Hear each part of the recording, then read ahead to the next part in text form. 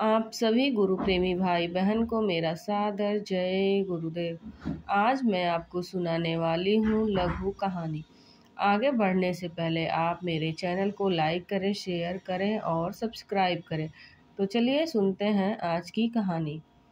एक साहूकार अपने धन से बहुत सा परोपकार करता था।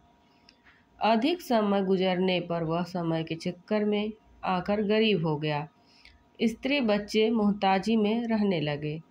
किसी किसी दिन भोजन भी नसीब नहीं होता था। दुख से बहुत दुखी थे। दोनों प्राणी सोचने लगे कि भगवान, क्या हमारा दिन अच्छा भी आएगा? परंतु अच्छा दिन नहीं आया।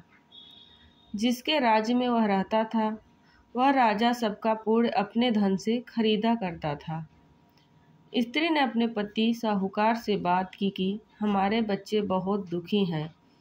आप क्यों न ऐसा करें कि जो पुण्य हमने अपनी सारी उम्र में किया है, उसका फल चलकर इसी राजा से ले आवें।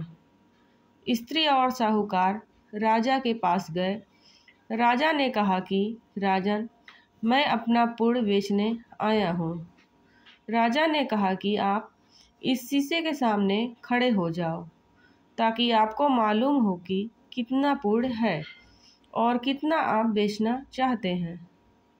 साहूकार और उसकी स्त्री शीशे के सामने खड़े हुए।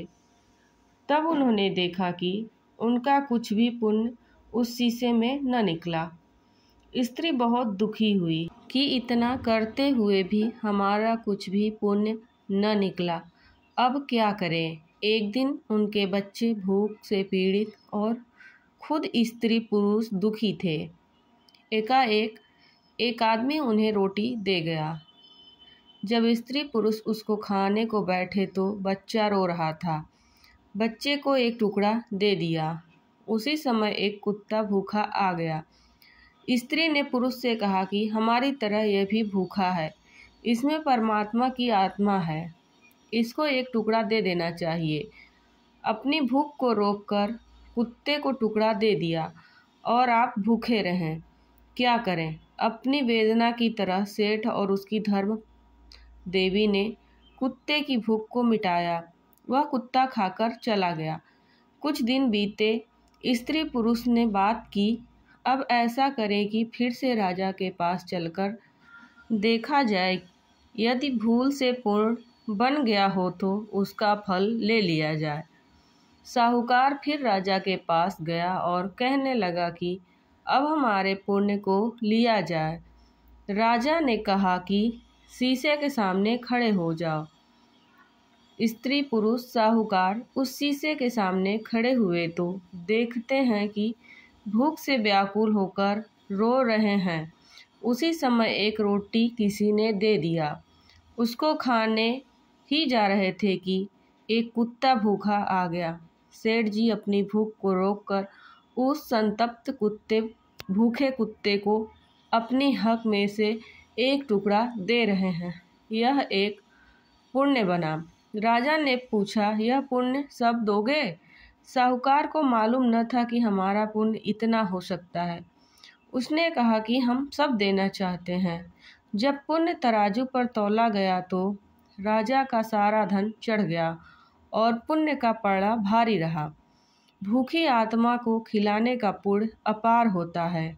इस वास्ते भूखे को जरूर देना चाहिए। साहूकार की समझ में आया कि ऐसा पुण्य दुख उठाकर और दूसरी भूखी आत्मा को शीतलता पहुँचाई जावे, कभी नहीं किया।